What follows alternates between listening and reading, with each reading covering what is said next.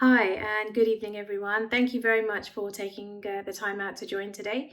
I am going to be talking about going digital in the world of healthcare. I will start with an introduction. So I'm Amrit Lotay, the co-founder and chief digital officer at RhythmiaBreath. We are a health tech startup in the digital therapeutic space, and our mission is to deliver the very best of holistic cardiovascular care to heart patients around the world. We have just recently finished a prototype, and we are now looking to build our mobile app and also our electronic health record system for nurses and therapists to use. It's a really exciting time for us, and I'm glad to be part of this journey and in this industry during this time while there are so many changes taking place. In terms of my experience, I've probably had just over 16 years experience in the IT industry. 8 of those, or the most recent 8 years, have been as an IT contractor. I've had the opportunity to work in public and private sectors. I've also worked for IoT and retail, and most recently joined the startup space. So in terms of roles that I've held, I've been a business analyst, a product manager, a program manager. I've worked in service delivery. I've also managed teams of various sizes and had the opportunity to help businesses with strategy. So what we're going to go through today will be to look at the current state of healthcare, the changes that are happening, and also what the future brings for digital transformation in healthcare. We'll talk about some of the challenges and then some final thoughts from myself. So when we're looking at the current state of healthcare, when I'm looking at it, I'm thinking it's a system that's probably built in the middle of the last century. So healthcare generally, I feel, is living in the past.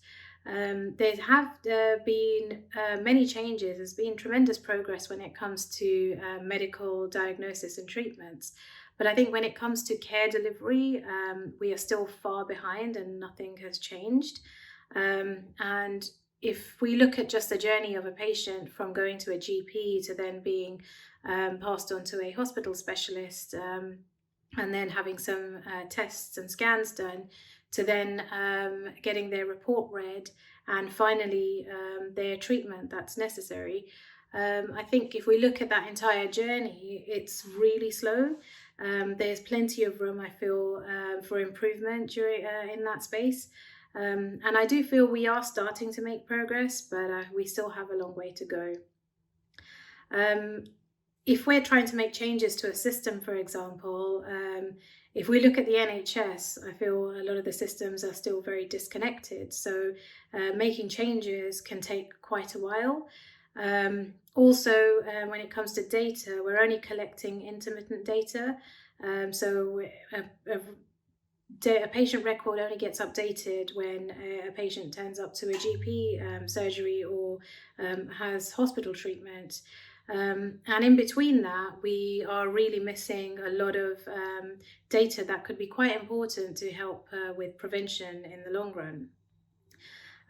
Also, there's many hoops that you have to jump through.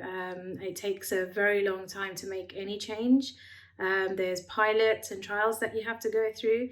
And I think overall, with all the regulations, I think it can be a very high cost for this industry. So lots of room for improvement, but that's where we are now. Also, when we're looking at this from a patient experience, they're still primarily in-clinic visits. There's issues when it comes to anyone driving who has to park up, the cost of parking. Also, there's long waiting times. So if you have an appointment booked, it doesn't mean you're necessarily going to be seen at that time. You could be waiting for hours before you actually get seen. The losing of files. Now, I've experienced this myself, where I've turned up to an appointment and my file has gone missing. Therefore, I've had to rebook and had to visit at a later date, which again was months away. Also, the service we seem to be getting is very general. It's not personalized, and we're only being seen to one problem at a time, when actually there could be a number of different things that need to be taken into consideration before any treatment is given. Also, we have to still take out time from our busy schedules to be seen when our healthcare worker is available. So if we're looking for an appointment, it might not necessarily be at a time that is suited to us. And if we need to change that, again, we could be waiting months. So overall, the whole service, I feel, is very slow, and there can be huge improvements that could be made. And I think a lot of startups are coming up and taking that space to help. In terms of changes, I think in terms of what needs to change, when we're looking at technology systems that are used across GPs or hospitals, care homes or pharmacies, I think that they don't talk to each other. So there is a huge gap there, and they often fail frequently as well. There's still so much legacy technology and also legacy commercial arrangements. And we're also not following modern cybersecurity practices. So I think overall, we're only receiving a suboptimal level of care. Staff are always frustrated, and I think there's plenty of areas where money could be saved. We also have interoperability issues.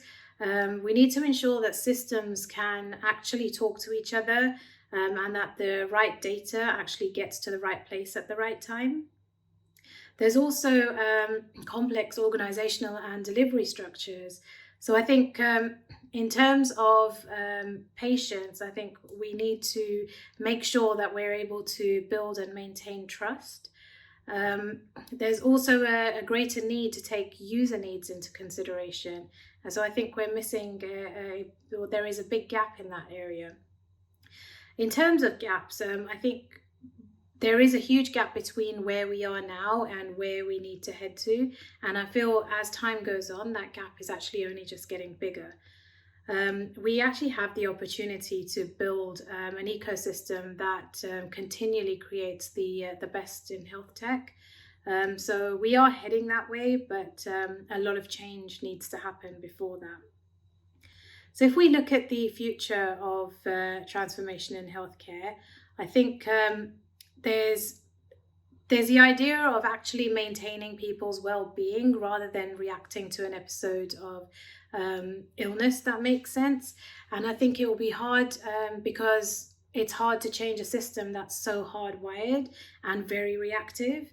So to try and shift that to a more proactive system that works in an agile way and patients can be seen sooner rather than later, I feel there's a big gap there. All sectors of the NHS, I feel, will be fully computerized with data linkage, allowing the creation of personalized or person-based health records that include all aspects of healthcare. I also feel patients will have full access to their medical records, and many will have expert systems that use data from their medical records to support them lead healthy lifestyles and manage their long-term conditions. Also, computerized decision support systems will help to ensure that patients receive the most appropriate tailored care. When it comes to face-to-face consultations with the GP, I feel that they will still happen, but I think patients will have the opportunity to actually be able to have a video consultation, and they will have the choice of being able to do that from their own home or a workplace, for example, using a range of technologies like smart TVs and virtual reality. There was actually a research study carried out in Aberdeen where they used Skype conferencing and remote ultrasound devices that would work with people on oil rigs that actually don't have on-site clinical support. So what they were able to do was stream signals from these handheld ultrasound devices to computers in hospitals, so that specialists can actually decide whether to transport someone off the rig for treatment. And I think this type of remote triage will actually become common. Developments in artificial intelligence, so synthetic speech and animation, I think we'll see the creation of GP avatars. The appearance and sound of the avatar will actually probably be difficult to distinguish between a human, and we'll probably find that they won't appear flustered and impatient, as we often find when we're trying to communicate with somebody at the other end today. Also, I think in a doctor's bag, they'll probably carry mini laboratories where they're able to take immediate measurements for a range of diseases or physiological markers, such as basic hematology or biochemistry tests. And I think there'll be handheld ultrasound devices around the necks of GPs rather than stethoscopes. I think there'll be software that will analyze images and score the risk to help GPs and patients decide together on the best course of action. In particular, I think this will benefit elderly patients who are usually better off being cared for in their home environment, avoiding the distress of unnecessary attendance at local hospitals. And I also feel that diagnosis will be done by computers. So clinicians will become increasingly reliant upon computer decision support tools to diagnose, and that will allow for interaction between multiple clinical conditions. When we're talking about technology changes in healthcare, I think we start off by looking at wearables and the Internet of medical things.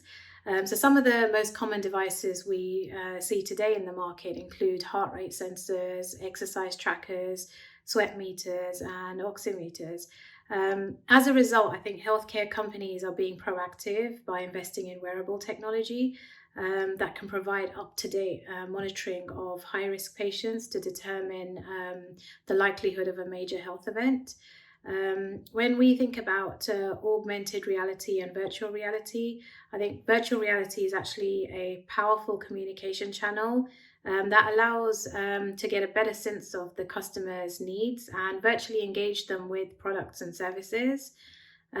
We'll also see that augmented reality, where computer graphics actually appear in the real world, as demonstrated by Microsoft's HoloLens. I think patients will be able to review diagnostic results wherever they are.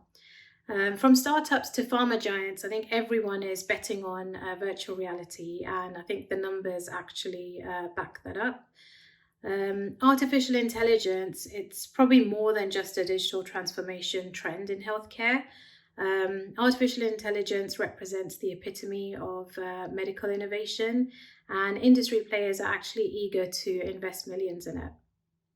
The healthcare AI-powered tools market is expected to exceed $34 billion by 2025. That's $34 billion, which means this technology will actually shape almost all facets of the industry.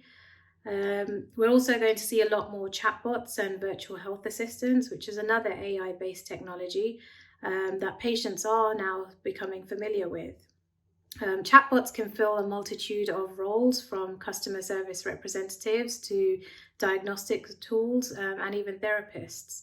I think the versatility is being translated in heavy investments. The global healthcare chatbot market, for example, is projected to reach $314.3 million by 2023. So that's quite a big number. When it comes to big data, I think information aggregated through big data and other sources can actually help healthcare companies develop healthy lifestyle recommendations for their patients. It will also lower the rate of medication errors. It'll help with facilitating preventative care. And I think, like, for example, a high volume of people stepping into emergency rooms are actually recurring patients. So it'll help to reduce those numbers. And it will also help with more accurate staffing. When we're looking at blockchain, blockchain in healthcare is all about removing the middleman.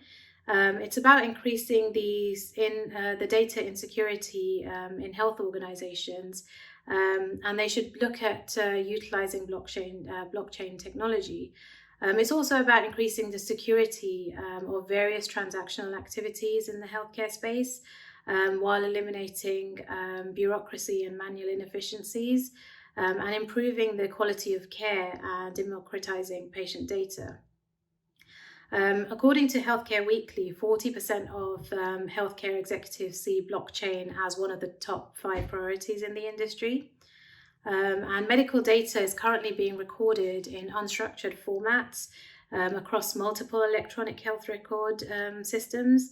So already short-staffed doctors and nurses are struggling to manually log every piece of information. So this leads to huge errors such as duplicate medical records, misdiagnosis, delayed treatments, and sometimes even death. So I think blockchain can really help to improve the healthcare industry in this space. There's also 5G. 5G will actually make buffering a thing of the past, allowing for instantaneous streaming or downloading and uploading. For telemedicine, this would mean the experience of better video conference calling and quality, and also it won't be dependent on location. Doctors will also have access to accurate real-time imaging of organs, soft tissue and bones, for example, which in turn will greatly decrease the risk of misdiagnosis. And I think the biggest disruption we're going to see will be with the wearable medical device market. I think 5G will really disrupt there. In terms of 3D printing, the world's first 3D printed bioengineered trachea actually was transplanted in 2013. So I think we will start to see a lot more of 3D printing that will help with complex structures such as kidneys, livers and lungs. And it will allow patients to have bespoke replacement tissue and organs made or tailored therapies created on site. Robots can also help in various different scenarios. So if I'm taking the elderly, for example, helping them move a cup of coffee from one room to another, or reminding them to take their medication on time, or even bringing their medication to them from another room. In Japan, they've actually developed a robot that can lift a patient out of a bed and move them to another room. So, but at the moment, obviously, these are very expensive to operate. But all in all, I think information governance procedures must keep up with the pace of technology because they need to ensure that open access is not abused.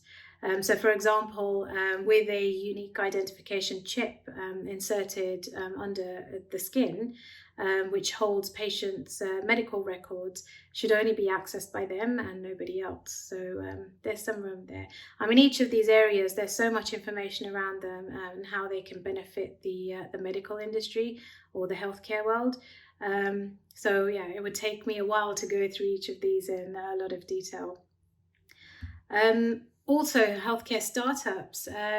So this slide, for example, just shows 150 of the strong startups, and that's from 18 different countries. And this is just 150 from chosen from a pool of 8,000 contenders.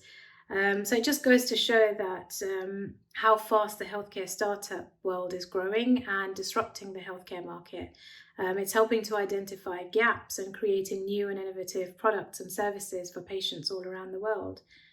I think that's exciting. In terms of challenges, I guess adopting agile approaches comes to mind. Healthcare companies are facing a growing pressure to innovate in product development with services and customer experience. And nearly 80% of healthcare executives say they need to be more agile, but actually only 30% of them are familiar with agile innovation. Healthcare companies are under increasing pressure to improve quality and reduce costs. So I think in order to win in the coming decade, leaders are having to reinvent their organizations for rapidly evolving markets. And above all, they're having to innovate faster and designing products and services for better customer experiences. So I think a lot of organizations are going to have to really try and adopt agile approaches to keep up. In terms of data processing, I think the major challenge in healthcare industry is the processing and analysis of data. Part of the problem is due to just the sheer amount of data that's collected by hospitals, clinics, and health professionals. And I think without robust AI systems that can analyze data, it's going to be hard for organizations to deliver better or more personalized care for patients. Collecting and synchronizing data is another important challenge.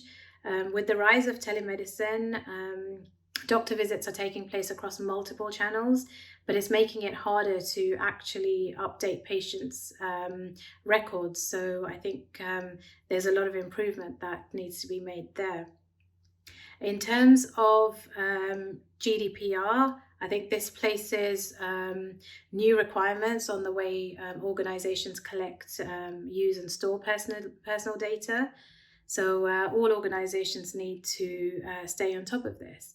With cybersecurity, the challenge here is, there was a study conducted by IBM that revealed healthcare organizations actually had the highest costs associated with data breaches, which were 3 times higher than other industries. So in healthcare, I think user authentication deficiencies, endpoint leakage, excessive user permissions are actually 3 of the most common vulnerabilities. Taking appropriate measures to strengthen these areas is essential. And I think it's essential to the security of the healthcare industry. In 2018, there was actually a software coding error that was blamed for the distribution of sensitive and confidential information of 150,000 patients in the UK. So it just goes to show that it really needs to be taken more seriously. Organizations producing software or mobile applications, websites, or Internet of Medical Things devices must ensure that any bugs like this are uncovered before launch or update of a product or service.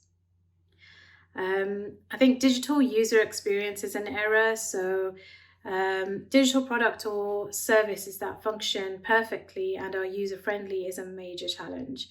The end user needs to be taken into consideration in order to produce a product or service that is easy to use.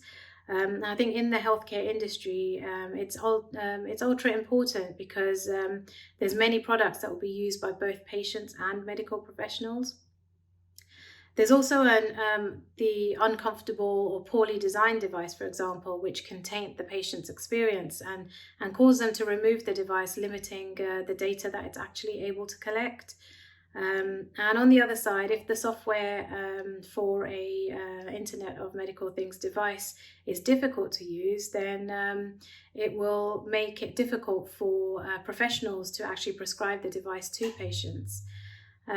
Also, there's a lack of understanding, there's a lack of standards, especially when it comes to Internet of Medical Things. So it makes it difficult for these products and services to function perfectly in an ecosystem of connected devices.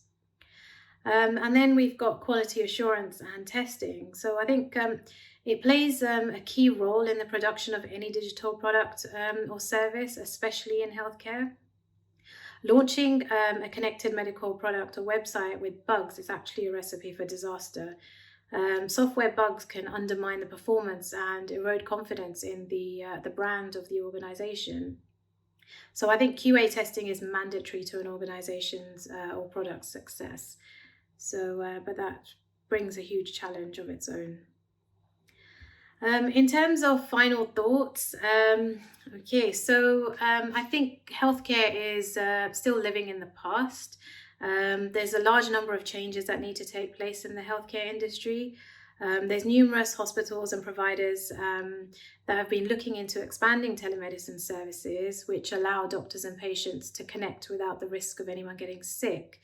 But I think that's an area that still needs a lot of work. In a crisis like coronavirus, for example, things that were once a nice to have start to become a need to have. And one of the things these stress tests, or the stress test of this pandemic, has actually shown are some of the weaknesses in the existing models of how you disseminate information, how you communicate with patients, and how you deliver information to patients so that they're kept informed. There's several barriers that challenge healthcare organizations that are seeking to adopt Agile. So there's cultural changes that are required. And I think in terms of actually being able to form Agile teams that collaborate and accelerate the product development, I think needs a lot of senior leadership support. And I think if Agile is embraced in healthcare organizations, it will enable new Agile health practices, allow care to be more adaptive and responsive to new knowledge, improve care processes to deliver more value, and more effectively adopt new technologies to improve the care for patients. And I really think we should focus on individuals and interactions over processes and tools. We should look at working software over comprehensive documentation. We should also look at customer collaboration over contract negotiation, and responding to change rather than just following a plan. Where patients were not so accepting of virtual care, I think we're starting to see a shift in mindset. And during this time, patients have actually had no option other than having to have a virtual video or phone call instead of a face-to-face appointment. So I think that's really helped to accelerate the growth in this market. Also, we've got to start looking at healthcare from the perspective of a patient. The first to help the patient understand the drivers that impact their chronic conditions better, so that we can play a more active role in managing it. I think we also need to get more involved in health rather than just sickness. So that could be supporting, coaching patients with in relation to sleep, breathing, stress, eating, smoking, drinking, and exercise, as well as managing conditions properly and adherence to medication. I think the aim is to proactively keep them well rather than react when they become ill. We're essentially looking at chronic patients who have to live with conditions 24/7. So I think care models should also reflect that. It's not just telling people what to do, it's truly engaging them and providing them with smart technology so they can closely monitor themselves. And they can have devices that constantly measure the likes of heart rate, blood pressure, breathing, weight, or activity levels. I think this data that is then collected can be streamed from devices or smartphone apps and processed through algorithms that show how their health is evolving. And I think we can start to see patterns that will emerge and can really show when intervention is needed. With the growth of wearable technology and remote monitoring, I think there will be greater emphasis on gathering and analyzing large amounts of data. This will support more personalized medicine where treatment will be individually tailored to the patient. So just a decade after the first Fitbit was launched, the wearables revolution, I think health tracking devices are now becoming more common. We will also start to see things like hearing aids or earbuds with embedded sensors, smart contact lenses, which will be packed with thousands of biosensors and engineered to pick up early indications of cancer and other conditions. And also we'll start to see implantable devices that will include chips that are placed under the skin that will hold a patient's medical record, or a sensor that could monitor blood chemistry, for example. But I think without the right tools, digital healthcare won't be able to scale. And I do believe that it is a really exciting time ahead with all the digital innovation that's taking place in the healthcare industry. And I think that it can really help to provide better levels of care, products and services to patients and people around the globe. So I'm really excited about what the future brings. So thank you very much, and thank you for listening.